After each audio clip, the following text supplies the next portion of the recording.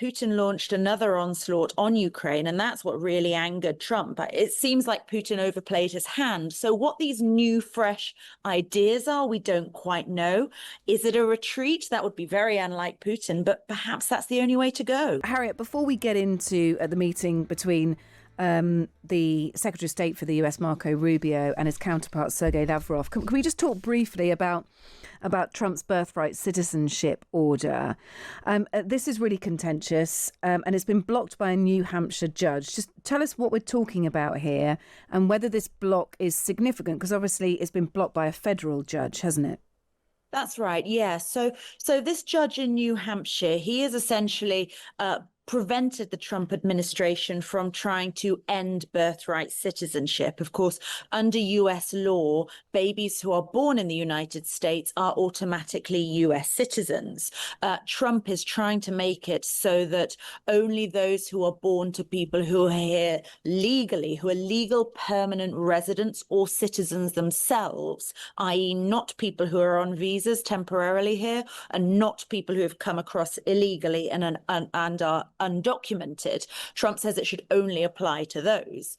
So that this judge in New Hampshire has blocked the Trump administration from enforcing this, and it's something that just keeps on dragging on, and it's something that we think may go all the way to the Supreme Court. Okay, all right. I thought it had been to the Supreme Court already, but that is not the case. So it's just been blocked on this federal basis in New Hampshire, but there'll be a collection of these going on, and as you say, it may well end up in the Supreme Court. It is one of many federal interventions on some of Trump's more controversial policies. Okay, well, let's move on then to the Secretary of State, Marco Rubio. He's met with his Russian counterpart, Sergei Lavrov, in Malaysia to talk about the lack of progress being made in bringing the war in Ukraine to an end.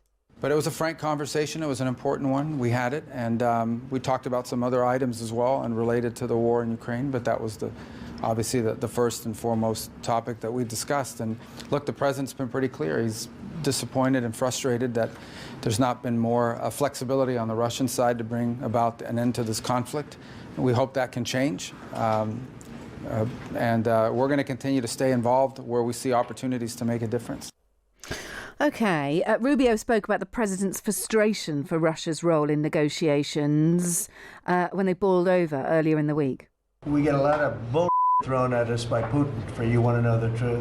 He's very nice all the time, but it turns out to be meaningless. Do you want to sanction him? Lindsey Graham has a sanctions bill on Russia. Do you want him to vote? I'm looking at it, yeah. No, I'm looking. The Senate is passing and passed a very, very tough sanctions bill. Yeah, I'm looking at it. Here we go. So we've got a culmination of things. US representatives in the Coalition of the Willing meeting today that was hosted in London by Keir Starmer and Emmanuel Macron. Trump's comments there that we heard a little earlier in the week, and Marco Rubio in these frank discussions with Sergei Lavrov, his Russian counterpart. Is this leading us to a point where the US will be much more supportive of Ukraine? Yeah, it certainly seems like it, doesn't it, Kate? I mean, it's really interesting that earlier in the week that Trump was so angry about Putin, because remember previously he's been really, really warm and approachable to Putin. I mean, not very long ago when he was at the G7 summit, he said, "Why isn't Russia here? We want them to be with us." And he was very much elected sort of on this idea that he was going to take a new approach to Russia, solve the Ukraine crisis on day one.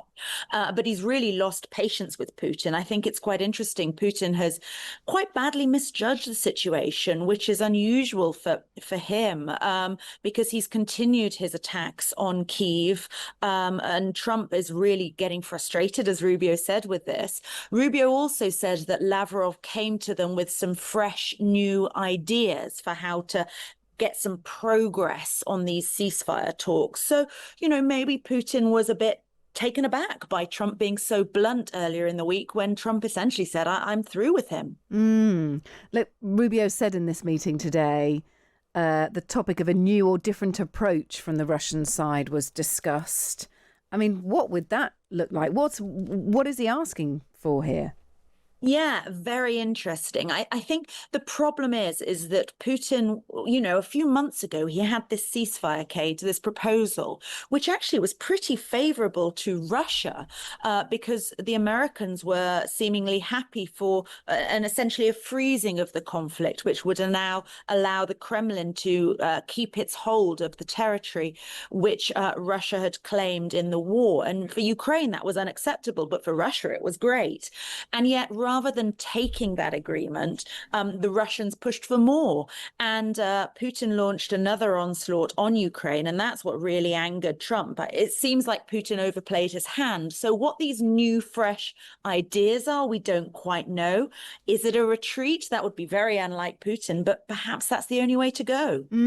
Okay. All right. Let's move on to the year anniversary, since Donald Trump's attempted assassination. That's 3 days away. It is an event, of course, that shook the world. Take a look at what happened.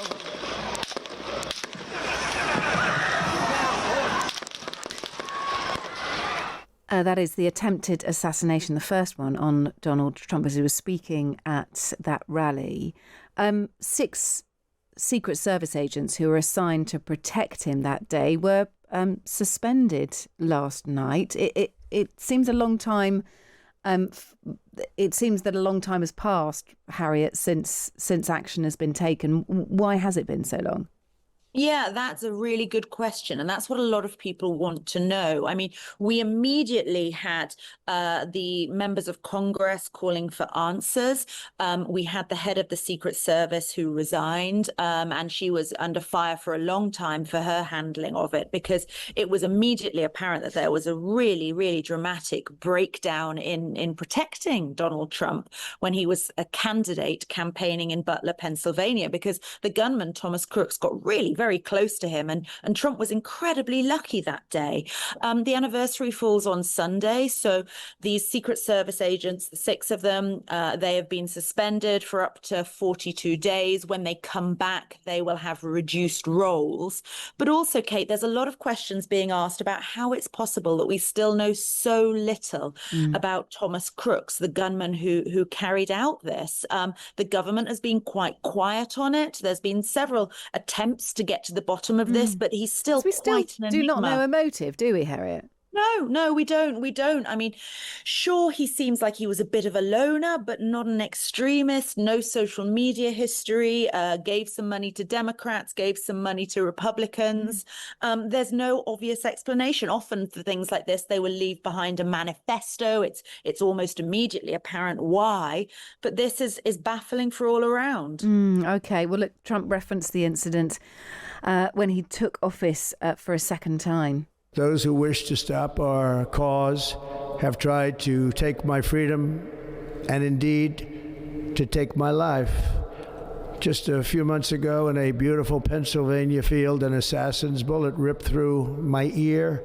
But I felt then, and believe even more so now, that my life was saved for a reason. Yeah, saved by God, he went on to say.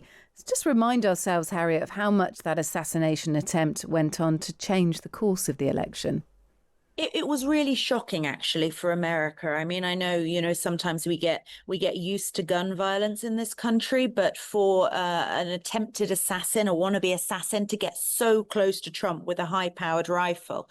I mean, I was out in Pennsylvania at the time. I was following this very closely and talking to lots of people. And I remember I said to one police officer near the scene, I said, gosh, he was quite a good shot then from this distance. And the police officer said to me, are you kidding? He said a 10-year-old with 3 hours of training could have made that shot with that rifle, but Trump was just incredibly lucky at that moment that he turned his head, because otherwise, the course of history would have been dramatically different. So, it really energized the campaign. I mean, we immediately thought that Trump was unstoppable, but then, of course, we had Joe Biden, the debate, Kamala Harris taking over. I mean, it was quite the whirlwind summer, wasn't it? It certainly was, especially after a UK general election. election. It feels pretty calm compared, but it was absolutely crazy days when you look back on it. Finally, Donald Trump made a bit of a blunder yesterday. He met several African leaders at the White House and commented on the perfect English spoken by the Liberian president. The only problem is the national language of Liberia is, well, English. Let's have a listen.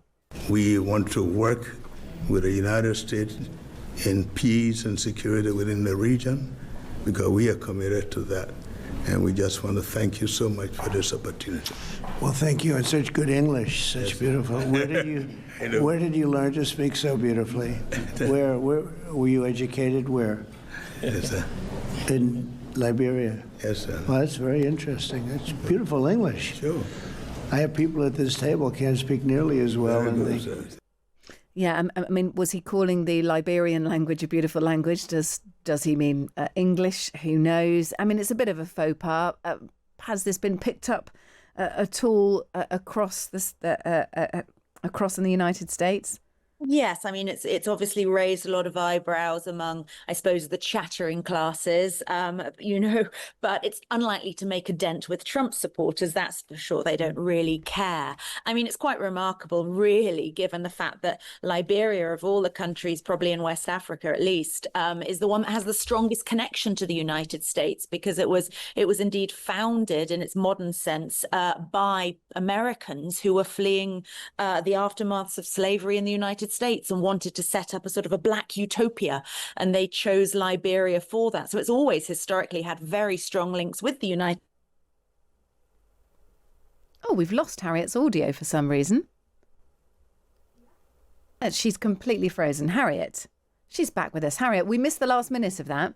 Oh, sorry. No, I was just saying, for Liberia of all countries is the country that's got the strongest connection really in Africa with the United States, because it was founded in the aftermath of the American Revolution and the Civil War. And so in the early 19th century, it was freed slaves who were moving to Africa to start their own republic. So always a very strong connection with the United States. But Trump was not aware of that. There we go.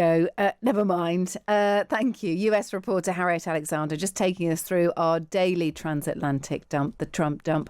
Harriet, we'll speak to you again soon. Thank you.